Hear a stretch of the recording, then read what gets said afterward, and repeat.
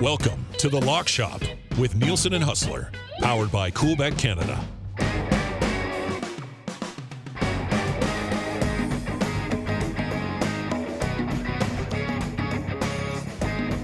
What's going on, the Lock Shoppers? Welcome to a Friday edition of the Lock Shop. One more week of regular season action in the National Football League. We'll get to our favorite picks. We'll fire up a partner parlay. We'll also take a look at a lighter schedule tonight in the National Hockey League. And JBM, what's going on? We actually got this World Junior final starting in about half an hour as well. I just fired TSN up and still got 30 minutes to get in a little Betski on Sweden versus USA. Yeah, let's get right to that, actually, right off the top here. Sweden, technically a home game for them. I mean, they've been at home, obviously, all tournament. And they're the underdog, plus 129 now. Actually, it was plus, I think, 138 not long ago. So we've seen some line movement, leading up to puck drop here. USA on the other side, minus 159. Over-under is 6.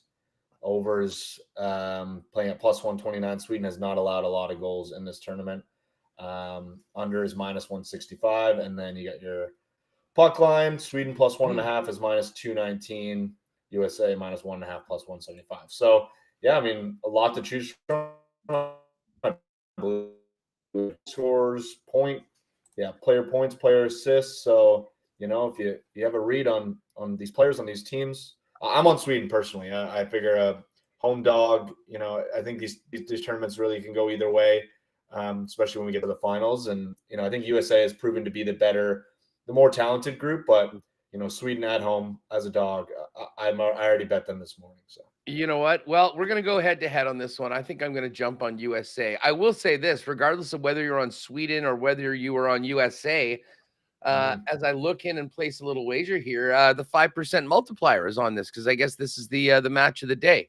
So you can get yourself a nice little pseudo boost, if you will, when you get on it. You know what? I just think that USA is just that much better than all the other teams right now. They have so much firepower. And listen, there's tons of pressure on the Swedes too, and that's one thing that they have not been historically good at. I mean, they win all their games in the round robin and then inevitably fail. And the amount of pressure on these young men playing at home in a game of this magnitude, I think in some ways sort of favors the US. I know there's lots of Jet fans that'll be tuning in to see what our guy Rutger McGroarty is going to do. Big game player. I see Rutger at plus 185 for a goal. So Jet fans, if you want to jump on that, Rutger 10-1 on over 1.5 goals. The one guy that's got the lowest odds to score at plus 175 is in fact on Sweden, Jonathan Lekkerimäki. I believe was a first rounder of the Red Wings going back. The one thing I'll say about this, and again, I sort of said this early on the tournament. I mean, I'm not World Junior guy, but I do like getting into, these teams at the finals. There's so much on the line. There's a lot of intensity, a lot of passion. And we'll see a ton of future NHL stars in this game. So certainly it'll be worthwhile tuning in. And if you do want to jump on it right now, you got about 25 minutes for anyone watching live right now to get in. And again, as Jake mentioned, Sweden is now plus 129 and the USA minus 159 on the money line. And the spread for the game, or the total for the game, I should say, is 6. And the over is plus 129 on that. Hey, we're going to get to the NFL in a minute, but Jets keep on rolling. Buzzing. And last night, man, it was one of those games, they had not lost in regulation since the middle of December against the Sharks. I think I mentioned to you yesterday that since that game, the Sharks had gone 0-9-0. And, man, it looked like it was going to be a repeat of that last game where the Jets put so much on Mackenzie Blackwood, just could not score on him. They got a nice break on a power play and scored early on, 1-0. But, man, the fourth line of the Jets, and when people ask, and now more and more people are sort of noticing this run that Winnipeg is on, they say, well, how the heck are they doing it? Is it all Scheifele, Connor? I mean, the top 6 has been sort of quiet for the last week or so, including the Minnesota games. And the third line with Adam Lowry has been unbelievable all year long. But the fourth line, Morgan Barron was the guy that got them back into the game last night. Axel Jonsson-Fjallby, Dominic Toninato, and Fjallby have been called up from the Moose and have been phenomenal. And now, as our pal Rod Z reminded us, the Jets, who were 5-0 in the second half of their last 5 back-to-backs, get Anaheim. And something that we'll be talking today about on Winnipeg Sports Talk, with all this nonsense of the soap opera with the Wild and the Jets and Ryan Hartman's cheap shot on Cole Perfetti coming on the weekend. This is the first game between Winnipeg and Anaheim since Ryan Strome stuck the knee out and took out Kyle Connor, who is still out 6 to 8 weeks. So considering everything that's happened with the Wild, I don't expect the Jets to be out in full-fledged Wild vengeance mode tonight. But it does add another layer to this game tonight. But I can tell you, I'm not that whole second game of the back-to-back, much like the Leafs were in that situation going into Anaheim a couple days ago. And listen, Lucas Dostal was the guy. I'm not sure whether Dostal, being the hot hand, is going to be in net tonight for the Jets, but we'll touch on that a little bit later on. Other games tonight in the NHL. Well, first of all, Winnipeg -183 favorites, Ducks +154. The puck line for Winnipeg is +142. I got to tell you, I've been I've been loath to throw the Jets in as the play of the day, but the Jets have also on this streak overcome the wave curse on a couple of occasions. So I'm not even sure that I could mush them right now. They might end up being the play of the day, maybe on the puck line.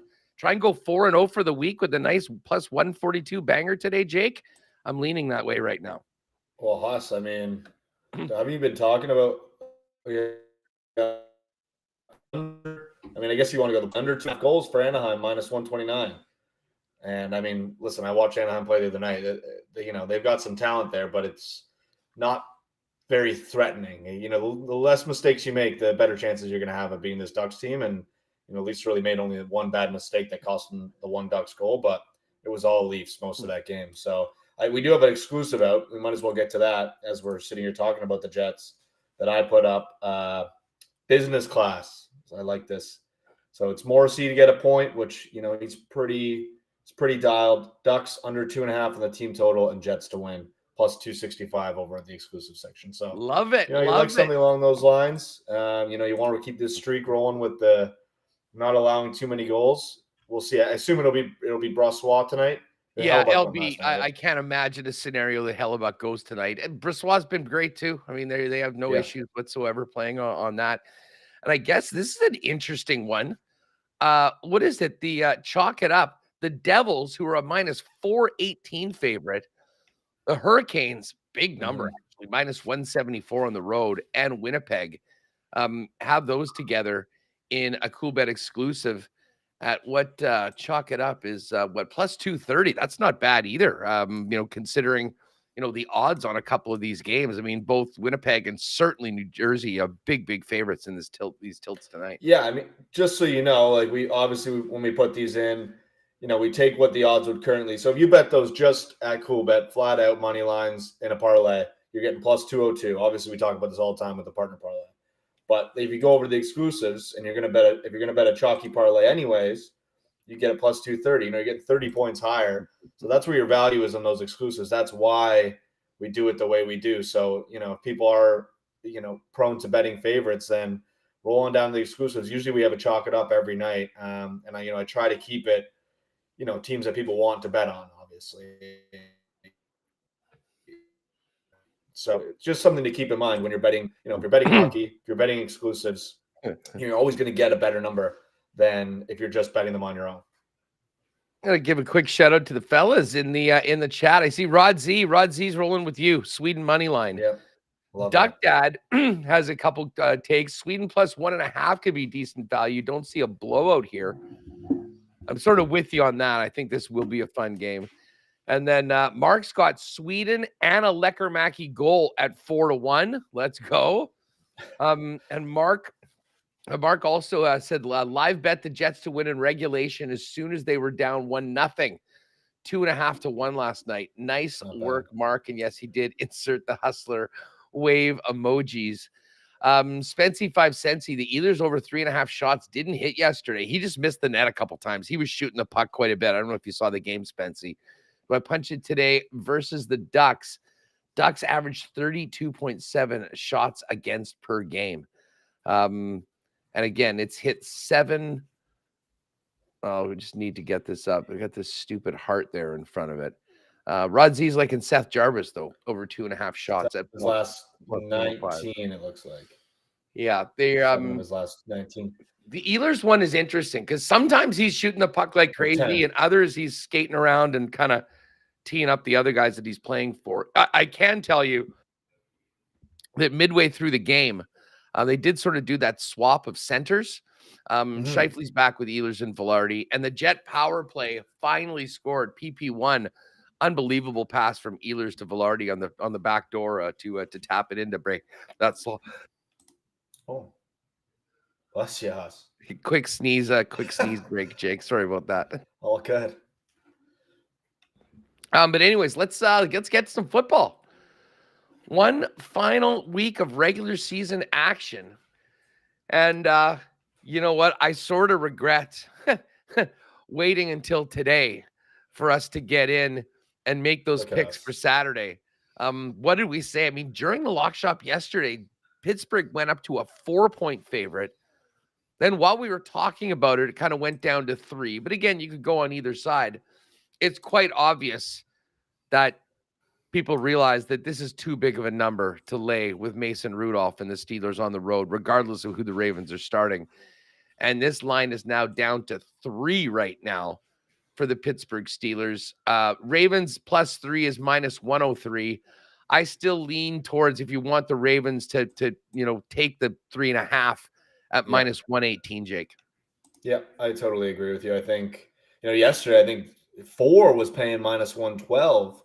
And I think when I even clicked on 4.5, I think it was minus 122 at the time. Now you look, 4 is paying minus 130, 4.5 paying minus 139. That just shows you how quick movement can happen, folks. Number, even if it is early in the week, sometimes it is worth sitting on if you like it as much as, we probably would have had it. We could have got it yesterday at 4.5 if we would have partner parlayed yesterday, but not a big deal. We can take the 3.5. I'm still fine with the Ravens. With the way the line's moving, I like it a lot more. That means obviously there's some money coming in that people think the Ravens are going to be in this one. Well, I mean, I was out last night to watch the Jet game, and one of the fellows that hangs around at our local is a big time Ravens guy. And so I was sort of picking his brain, like who's all in, who's all out. He said, there's some guys that just won't even be activated. Like they won't be active for the game. But they do think they'll rest the guys. But I keep going back to what we talked about yesterday. I mean, think about the Ravens in the preseason. They play to win every single game. And don't underestimate the value in that Baltimore locker room of sticking it to their arch rival Pittsburgh Steelers and knocking them out of the playoffs. They're going to have to deal with enough of their rivals, including the Browns in all likelihood in the playoffs, and their former pal Joe Flacco. So listen, I could still see Pittsburgh winning this game. That's why I like the 3 in the hook. But I really do think this game will be close. And for that reason, we'll look at plus 3.5 for the Ravens. Do we want to just do a 2-gamer for Saturday? Can we do we want to put that and then figure out about this Texans-Colts game? Yeah, I think absolutely we'll do a 2-gamer. I know I didn't personally chat with Dusty. I don't know if you talked to him about any of his thoughts on Texans-Colts. I know we kind of were you and I were on either side. Are you thinking Minshew Mania, or are you thinking the Texans? I was thinking Minshew Mania, just the road, the home dog. But I can be swayed. I'm really not sold on it one way or the other. I honestly, personally, I might not end playing the total on this one. It's a big number, but I might end up playing the over and hope for a nice, fun Saturday night game. But I don't know that necessarily we got to include that. If you're sold on the Texans, Huss, I can get on board, and I just won't play. I won't play the other side personally. Hey, fellas in the chat, Duck Dad, Rod, Spency, Mark, what do we like here for just money line? Who's going to win this game, Indy or Houston?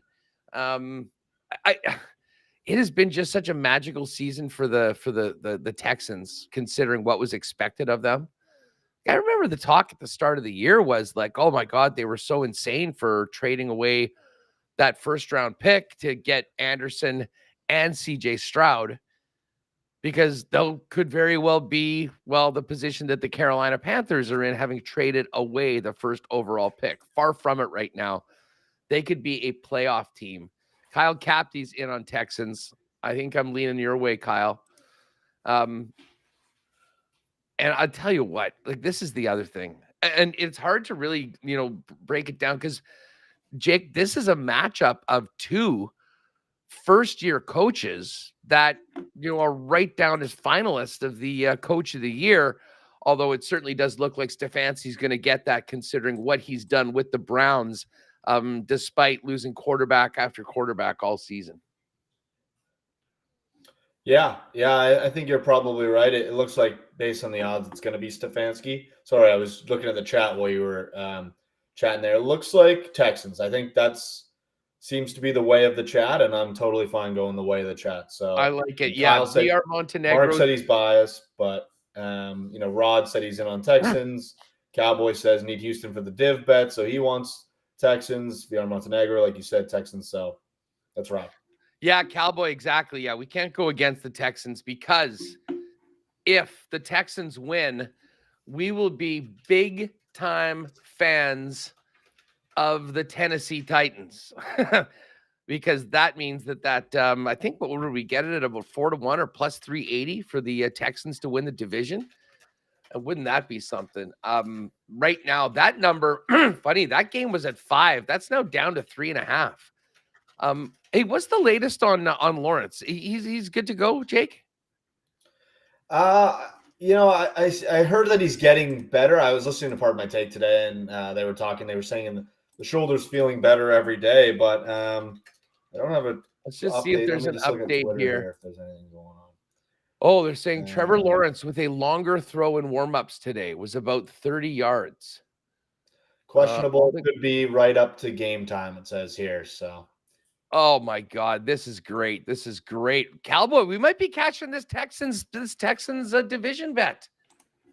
All right. Well, listen, if we put it in manually, our Saturday special of Baltimore plus 3.5 and the Texans money line is plus 241. So, Jake, why don't we get that in, and they can figure that out, unless that's already— I sent it over already. So already in perfect. And then we can start talking about the weekend in the National Football League once we get to. We can kind of go back and forth on some of these games and our favorite picks. But now that these ones are in, I'll tell you what, I'm in on Tampa. Tampa minus 4.5. I know they looked terrible last week, and they got a whole bunch of garbage time fantasy points for people that were starting Baker Mayfield, like me, in the fourth quarter. That was just a tough spot for the games. You knew the Saints would be playing for their life. Tampa had been going good. It was one of those weird games and weird lines. That was very fishy. The angling licenses were out yesterday on that one. But then you think about what Jacksonville did to Carolina with freaking Beathard playing. I think Tampa's come too far not to take advantage of this opportunity against the Panthers in this final game of the season. And I think because I feel better about them covering this number on the road, Jake, because of just how, mediocre they were for the better part of 3 quarters yesterday. I think they come out big, and I think they sort of win big as well. And wouldn't that be a perfect way? What's the over-under on number of fans at the game in Carolina? Yeah, I don't know what they're— it's going to look like an empty building, I'm telling you right now. Yeah, like I can't imagine it's, like, did they clear 1,000? Like, I know that sounds ridiculous, but like, who's going to this game? Tampa fans, I guess you would go to like, how far is Tampa from Carolina? Would you make the trip? Probably cheap tickets, if you can get up there. Depending on how fast you can get up there, it might be worth your time. Let's see here. I'm not a geography guy, as you guys can probably imagine, but I know it's on the same coast. Yeah, yes, you are correct. It says here, Bank of America Stadium tickets as low as $14. There was a couple games earlier this year where I think I saw, oh, you can get in for 80 cents or something like that. I mean, pretty. Well, pretty. The reason it's probably so high is probably because Tampa fans are going to the game because they can clinch with a win, right? I assume that's the case. So Yeah, you beat exactly. the Bucks, and you can clinch the division. So yeah, no, it's all up to them, and that's why I mean I'm not really even going to pay too much attention to this Falcons Saints game, although it is at the same time. And I think that's one of the things that you got to pay attention to. And they've kind of done the schedule for a reason with certain games at certain times. The Jags game is at noon. The Tampa game in Carolina is at noon. And at the same time, the Falcons and the Saints will be playing. And both of those teams are still alive, although very, very faintly. And in the Saints or in the Falcons case, it's entirely for the division. And I think there's one insane combination where the Saints could possibly get the 7 seed. But I don't think that happens on either side. That being said, this will be a game that actually matters when they're going at it, Jake. So, I mean, you got any sort of a lean on the Falcons or the Saints?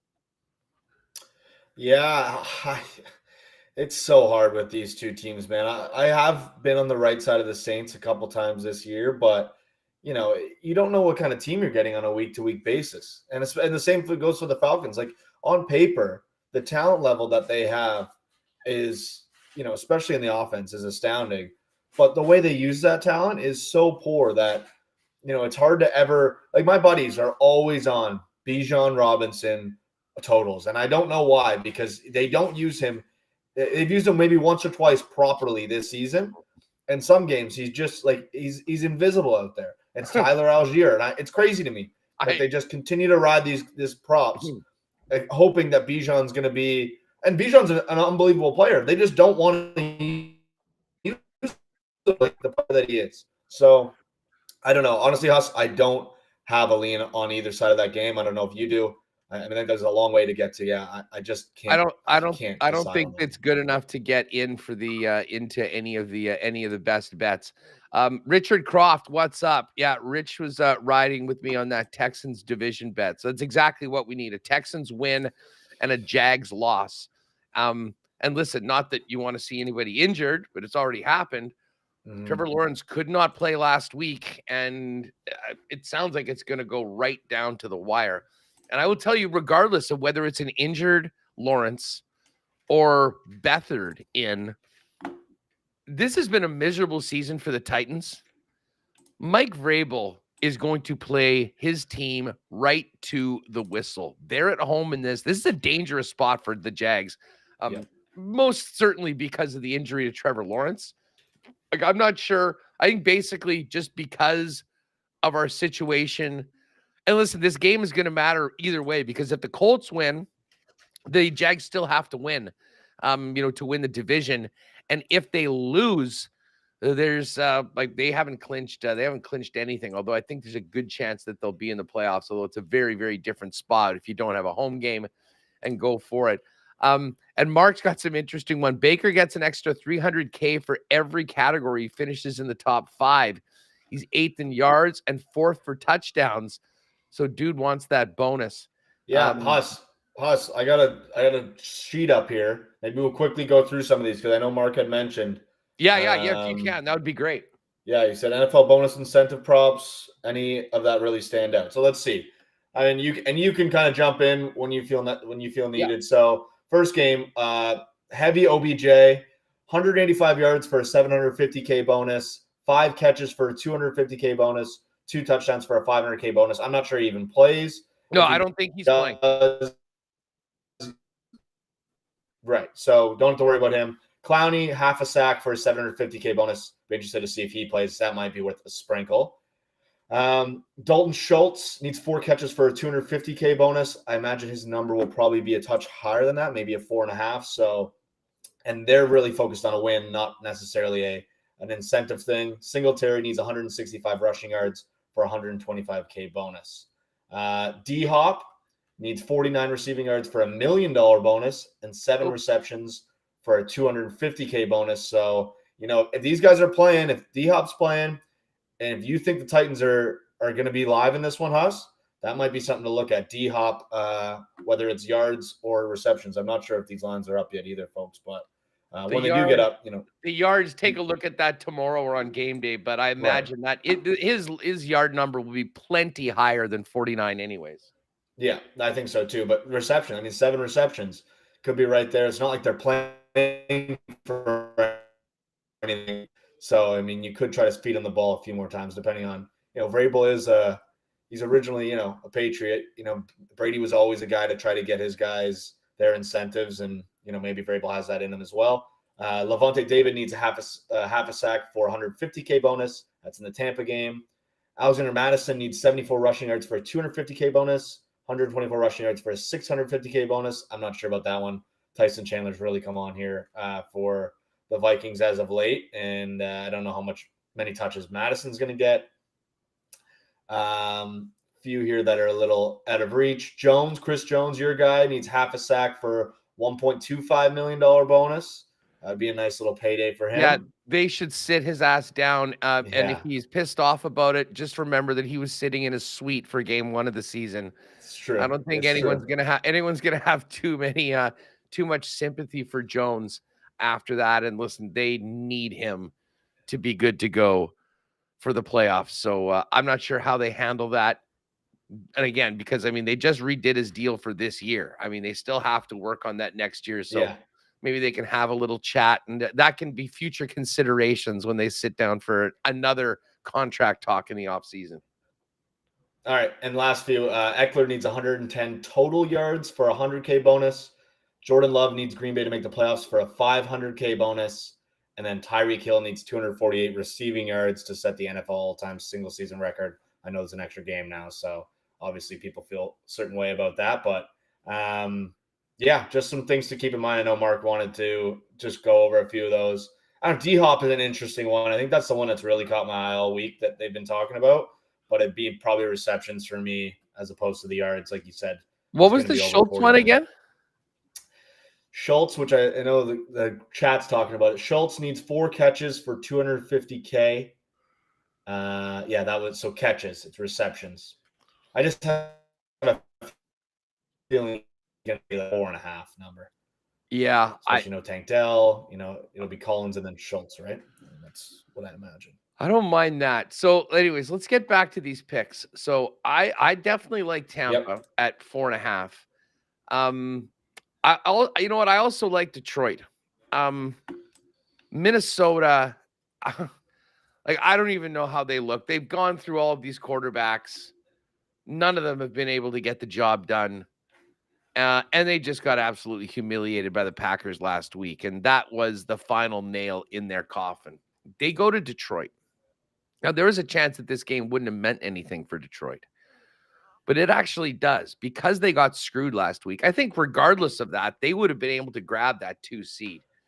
They're going to want to win. And the one thing I'll say about Dan Campbell, he doesn't seem like he's a guy that will ever take the foot off the gas. I think they want to maintain this momentum from that Dallas game where they absolutely should have won. And I think they believe that they won that football game, even if it doesn't show up in the standings, to keep this going in. I have absolutely no faith in Minnesota and Detroit. I could see Detroit being up big and being able to rest some guys in the second half in this game. But there's absolutely nothing about Minnesota, the situation they're in, how their season's gone. I'm a big KOC fan. I think there's tons of talent on that team. But it's over for Minnesota. So I like Detroit at that number at -3.5. But let's get to this Bears-Packers game, because to me, this is fascinating. We heard Justin Fields earlier on this week. They would love nothing more than to go in and spoil the party for the Packers. And who was it? Was it Rod or Mark had mentioned that the Packers, I think, are 9 straight ATS against the Bears. I mean, regardless of what quarterback, Green Bay has absolutely owned Chicago. But Jake, Chicago has looked a lot friskier over the second half of the season and as of late going into this game. And this would be a this one more chance for Justin Fields to make a statement that he is the guy going forward, considering that the Bears have that number 1 pick. So I find this to be a really, really intriguing game. I think I like the Packers and the way they're rolling, certainly after what we saw them do on Sunday Night Football last week. But I guess I'm here for the Bears momentum narrative and the Fields one.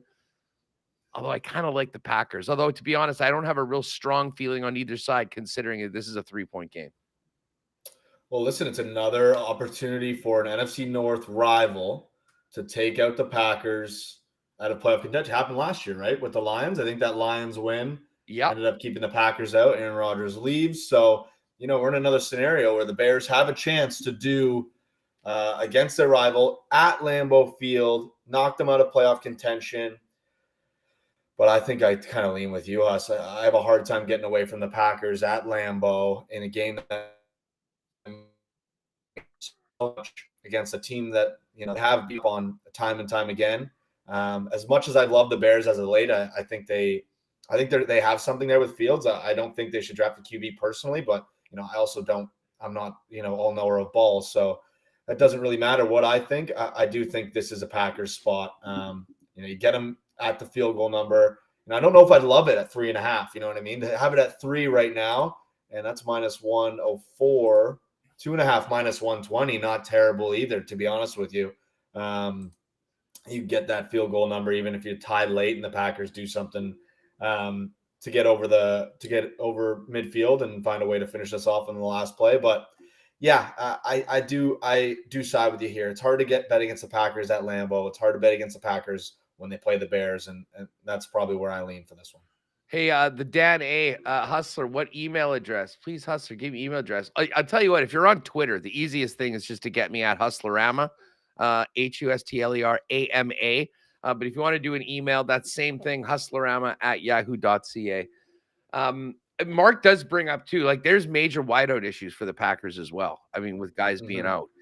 I mean, Love just looks so good. I think they'll be able to run the football. But as I say, I don't think I can really make that a best bet on either side. I mean, I like the Bucks. I've got Detroit in there. What are a couple of your favorite picks, Jake, as far as partner parlay? And then we can kind of focus in on, I see the Bills numbers down to 2.5. Yeah, that's an interesting one. I mean, I want to believe the Bills are going to win this football game. It hasn't been pretty down the stretch here. That Chargers game really stands out to me where they're double-digit favorites and really tried to give it away. Even that Patriots game, the Patriots were live for a bit there. Like, the Dolphins are a different team than those two teams. I think we can say for sure. Dolphins are in, so they have a little less regardless, but still division. You go from being the 2 seed to what could possibly be the I don't know, like the 5 seed or something like that. 6 or 7. You lose home playoff games. 6 or 7. Cleveland. 6 or 7. Is that what it ended Cleveland up is locked because the Brown. Yeah, Cleveland is locked in as the 5 seed, and the Chiefs are locked in as the 3 seed, and both of those teams will be resting their quarterbacks, and that's why I don't know if we need to spend too much time, unless anyone has a take on a Cleveland backups against Bengals game. Bengals 7-point favorites at home. I still think the Bengals are pretty good. I mean, if the Cleveland Browns don't care about this game, I could see the Bengals covering that number. It's kind of a big number, though, so I don't really want to put too much into it. The game of the week is this Bills-Dolphins game, and I was leaning Bills, but, man, 3 seemed a lot. I like it a lot more at 2.5 right now, to be perfectly honest. In the chat, what do we got? Miami, Buffalo, -2.5. Interested in your thoughts on that one. Rudsy, Bengals roll. I think so as well. I just don't know. Just don't do it. Yeah. Looking at the other games, it's so tough, Huss. It's so tough this week. Like, and everything's a divisional matchup. I don't know. It's stressing me out. The more we talk about it, it's stressing me out. Eagles -5.5. I don't hate that. Giants have had a fun little season with DeVito and stuff, but, I think the Eagles need to find something in their game, Huss. Yes. I know it's not necessarily playing for a whole lot. I think they would need Washington to lose to move into the 2 seed, as from what I'm seeing here. But Washington to win against the Cowboys to move into the 2 seed. I don't see that happening. But just to know, just to know that like, you got something going into the playoffs. You'll likely get the easiest matchup in the first round. You get in the 4th seed. You have to go on the road, but you're going to get a Tampa Bay or whoever ends up being in that NFC South division.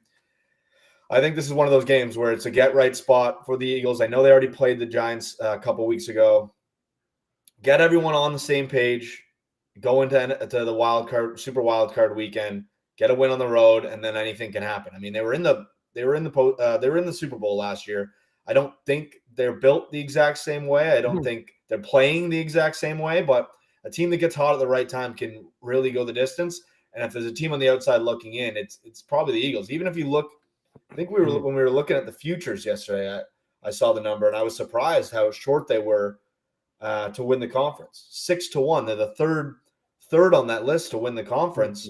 I know it's San Fran's to lose at this point, -125 to win the conference, but if anyone's going to play spoiler,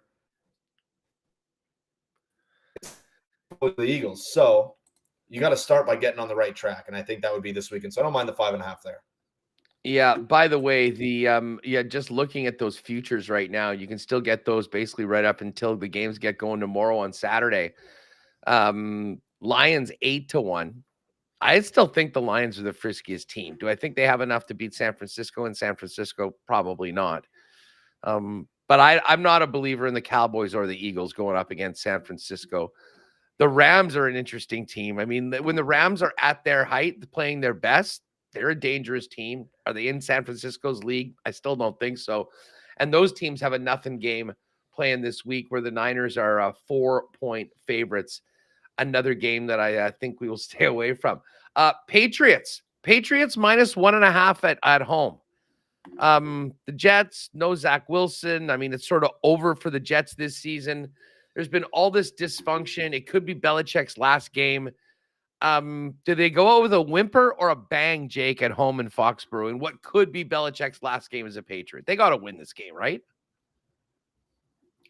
Yeah, my heart says go out with a whimper because, I want to guarantee the highest pick that we can get, especially if Belichick's gone. But Belichick doesn't lose to the Jets us. It just there's some streak right now. I don't even know what the number is, but it's like ridiculous how many games in a row he's taken down the Jets. Like you said, it's been one of those miserable years for the Jets where, they came into it. Aaron Rodgers runs out with the American flag. He's hurt 4 plays into the game. And, it's really just been a downhill since then. Even after winning that game against the Bills in week 1, it really hasn't, come to fruition for them. So, I think it has to be Patriots. I'd probably just play at money line, to be honest. I'm not scared of the -122 myself.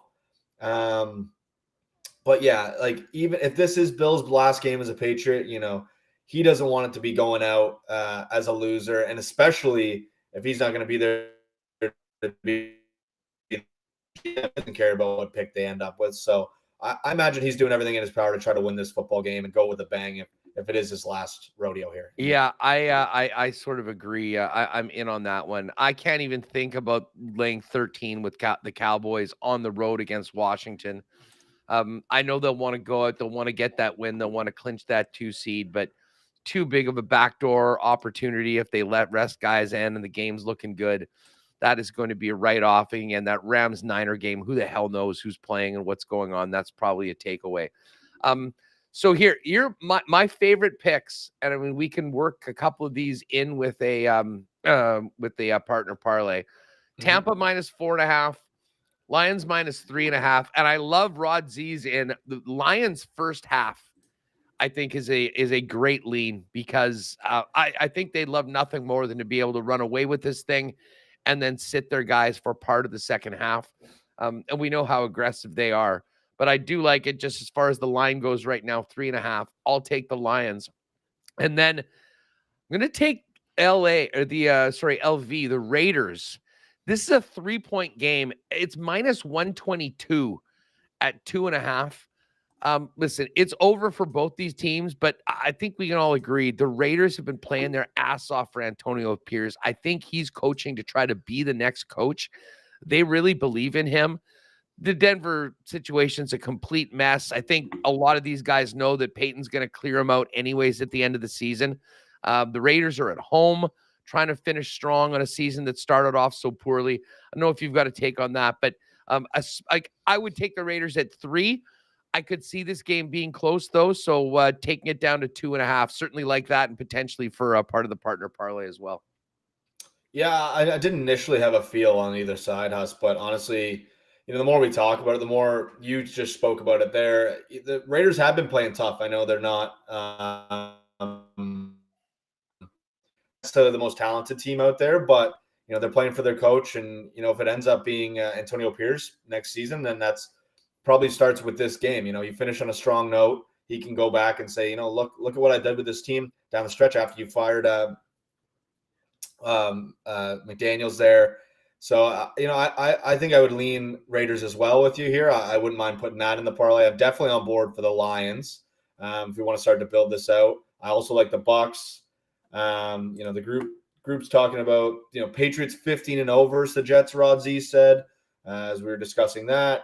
Packers 11-0 money line as a favorite versus the Bears. So a couple things to keep in mind there as we look to build this one out.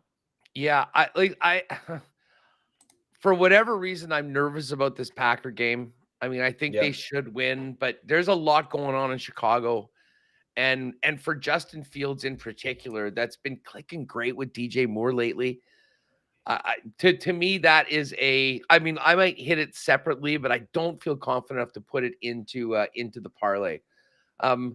So what do we think about this? We've got Tampa at 4.5. We've got the Lions at 3.5. I mean, I think we can start it off with Tampa and Detroit. Patriots money line is at minus 122. I mean, heck, we could go Patriots money line or Vegas at the same number. I am sort of looking at a 4-gamer right now. If we put those 4-gamers in, it comes up to 1140. But wouldn't maybe mind splitting them up. I mean, as we know, the more games you add into a parlay, sometimes it gets a little sketchy. Tell you what, why don't we take out the Patriots? Okay. And go with Tampa minus 4.5, Detroit minus 3.5, Raiders minus 2.5. That one is plus 581 in the computer, so we'll probably get it at plus 625 or something like that. Right. We can roll with that. And then if we take the Patriots, let's just bang out a money liner with New England. Okay. Where the heck is New England again? New England is higher. So New England at minus 122. I guess we do have Detroit already in there. The Saints at minus 169. I was going to say the Seahawks, but I'll be honest. Arizona's been so impressive as of late. Yeah. Yeah, they're live. And really, they're up there in terms of the draft boards, but with Kyler coming back, he's been really in every game. It's been Sorry, quite. I'm just typing out this parlay here for us. Perfect. The first one that we discussed. Guys, what do we like? We talked. Are people in on the Bills? Kyle Capty's in on the Bills. Well, I'm wondering if the Dolphin fans we passed on the game. We weren't like 100% on it, but I think we could add there's Packers talk in the chat. We go Patriots, Packers, Saints, and then maybe one more to close out a money line parlay. Yeah, if you like the Saints, I'm on board for that. You know what? That's exactly what I had in. I had New England, New Orleans, and the Packers in at plus 159. Comes to plus 372. So again, we'll get it over on the other side of plus 4-1. Yeah, no, we can absolutely do that. So it'll be 3 partner parlays, which will be beautiful for this weekend. We'll have the Saturday special, which is already online actually, plus 275. Then we'll have our money liner, which will likely be up around like 4-1. Patriots, Packers, Saints, all on the money line. And then we'll have a completely 3 separate games. Bucks minus 4.5, Lions minus 3.5, and the Vegas Raiders minus 2.5. That'll 6-1. So you kind of get a range too, right? It's almost a 3-1, almost a 4-1, and then like a 6-1. Well, exactly. We got a 2-gamer for Saturday. We can kind of just focus on that on the 2 games, and then 2 different 3-gamers for everybody. We'll juice them up nice for you in the Cool Bet exclusives. You know, Rod Z, you are a lock shop legend, a favorite of mine, and you're throwing all this great information. Patriots 15-0 against the Jets, Packers 11-0 as a money line favorite as the Bears. And then you drop this one on me. Ducks 3-2 exact score tonight at plus 11 to 1. I didn't need to hear that. Although it takes some balls, it takes some big brass ones to bet against the Jets right now. I will not be riding with you on that one. But Jake, this is going to be great. We'll get through this final week of the regular season. And then when we get back into the lock shop on Monday, we will have a schedule. We will have 6 games to talk about next week for Wild Card Weekend. We'll have updated odds on the futures for the playoffs. It's going to get real, but enjoy one final NFL Sunday with a packed slate, because we're not going to have the option of taking 2 entirely different 3-game parlays for the lock shop and the exclusives after this weekend. Yeah, a few things from me. Happy to jump on this week. I know you guys are used to seeing me all the time, but happy to be here. Love mixing it up with the chat. Even when I'm not on, I love to mix it up with the chat. So, appreciate you guys having me. Obviously excited to get Dusty back, and I'm tuning in every day if I'm on it or not. One more thing, we do have some NBA exclusives for tonight. I put together a few Raptors ones since they do have a new look. So I'll just go through those quickly, and then we can call it a show. New year, new raps. I got Quickly to record 20 plus points, Barrett to record 15 plus points. That's 3-1. Scotty Stats is Barnes to record 20 plus points, 5 plus rebounds, and a Raps win. They're a 5-point underdog, I think, tonight in Sacramento. Maple Mamba, RJ Barrett to record 5 plus rebounds, 2 plus 3-pointers made, and Raptors plus 6.5. And then this is a nickname that I didn't make up, but I saw on Twitter the other day, and I thought it was genius. Spicy BBQ. So it's Pascal Siakam, obviously Spicy P, Barnes, Barrett, and Quickly. So it's Siakam points, Barnes assist, Barrett steal, and Quickly 3-pointers at 6-1. I don't know, just for the name alone, I'd probably give that one a sprinkle. Spicy BBQ. So that's the Spicy BBQ. Hey, listen, whoever's in the creative department there, good stuff. Hey, they're 10 minutes into this World Junior final. It's still 0-0. So you can keep an eye on that. Gang, we'll have lots to get to over on Winnipeg Sports Talk. Dave Pagnotta is actually coming on with us in the first hour. We'll talk a little bit about the what's going on in and around the league. Ken Weave's going to join us from Anaheim. We'll talk NFL with Lee Hacksaw Hamilton. And for lock shoppers that haven't been in before, even if you're doing other things, at 2:45 Winnipeg time, so like 1:45 Edmonton time, we open up the entries for our marble race. And if you haven't seen the marble race, it's one of the most fun, popular things we do every week on Winnipeg Sports Talk. So get in on that. We usually will drop them right in and around 3 o'clock to finish off the week. But Jake, thanks again for everything. Awesome having you on the program this week. Dusty will be back on Monday, but we'll get Patty and Jake to jump in as we head into playoff super wild card weekend next week. But in the meantime, check the exclusives for all the lock shop content for you, and good luck this weekend. As I said in the chat, let's finish strong, boys. Jake, have an awesome weekend. Oh, and by the way, check the Cool Bet socials later on today. Looking to go 4-0 for the week and the new year on the daily pick. We'll figure that out, and that'll be fired up usually around 5 p.m. or so. Jake, have a good one. And fellas and gang lock shoppers, good luck this weekend. We'll get it back to EST, and you can join us on Winnipeg Sports Talk in a few minutes when Remus and I fire it up. Have a good weekend, everybody.